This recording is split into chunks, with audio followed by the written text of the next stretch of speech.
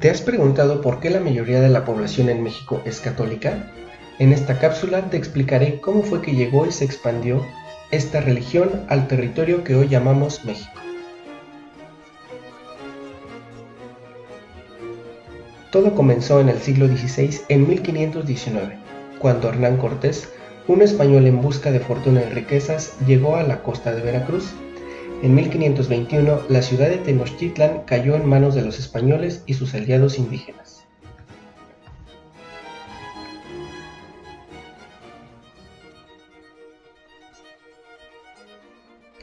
Cortés no solo era un gran militar, también era un ferviente católico. Cuando llegó a Mesoamérica por el puerto de Veracruz, se dedicó a poner cruces en los centros ceremoniales a los que llegaba, como símbolo del triunfo de la fe católica sobre las religiones mesoamericanas. Entre sus acompañantes viajaban 3 frailes franciscanos. Uno de ellos era el flamenco Fray Pedro de Gante. Después de tomar y destruir la capital mexica, se comenzó a construir una nueva urbe al estilo español sobre las ruinas, y al mismo tiempo empezó a formarse un nuevo tipo de sociedad. Para expandir el cristianismo entre los indios, era necesario enseñarles los fundamentos de la doctrina, construir iglesias y acabar con las antiguas creencias. 3 frailes eran insuficientes para evangelizar a millones de indios que hablaban lenguas distintas. Por eso en 1524 llegaron 12 franciscanos a Nueva España para ayudar a predicar el evangelio entre los recién conquistados. Después fueron llegando más y más y más frailes franciscanos. Tiempo después llegaron más religiosos de otras órdenes para apoyar en la evangelización. Primero los dominicos en 1526 y los agustinos en 1533. La Orden de Santo Domingo estableció sus fundaciones al sur de la Ciudad de México y en Oaxaca, y la Orden de San Agustín se extendió hacia el norte de Guerrero, al norte de la Sierra Alta y el Valle del Mezquital y hacia Michoacán. Te estarás preguntando, ¿qué son los agustinos, los dominicos y los franciscanos? ¿Y por qué se dividen en órdenes religiosas?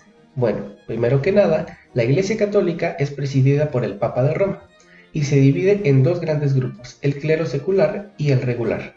El clero secular lo componen todos los sacerdotes con autoridad para impartir los sacramentos a los fieles como el bautismo, la extremaunción, el matrimonio, la confesión y la Eucaristía. Los sacerdotes o curas de almas dan cuentas a su superior, que es un obispo o arzobispo, y viven en el siglo, o sea que no viven encerrados, sino entre los fieles para cumplir con sus labores. En cambio, el clero regular lo componen asociaciones de fieles que siguen una regla estricta de vida en comunidad, y casi todos viven en la clausura de un convento y algunas, conocidas como mendicantes, viven de la limosna. Tienen 3 votos principales: pobreza, castidad y obediencia. Su labor es orar por la iglesia. Como en la España del siglo XVI no había suficientes curas de almas, la corona envió a franciscanos, dominicos y agustinos a América para evangelizar a los millones de indios.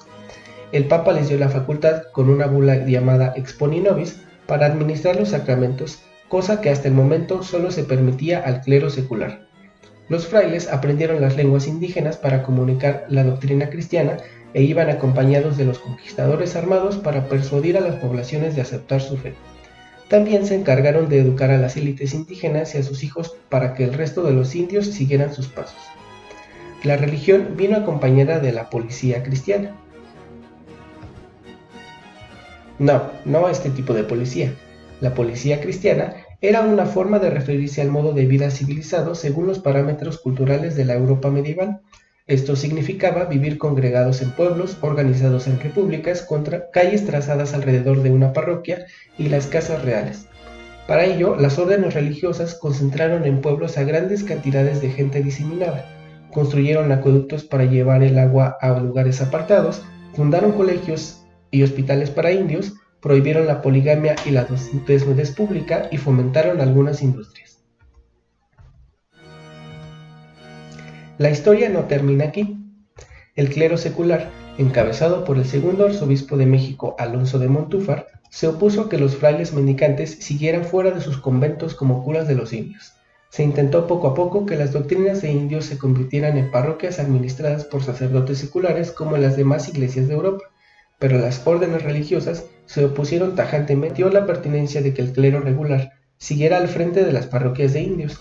Así inició una larga lucha entre ambos proyectos de una iglesia en las Indias que se prolongó hasta el siglo XVIII, cuando la mayoría de los frailes volvieron a sus conventos y dejaron a la administración parroquial a los curas, en el proceso conocido como secularización de las doctrinas.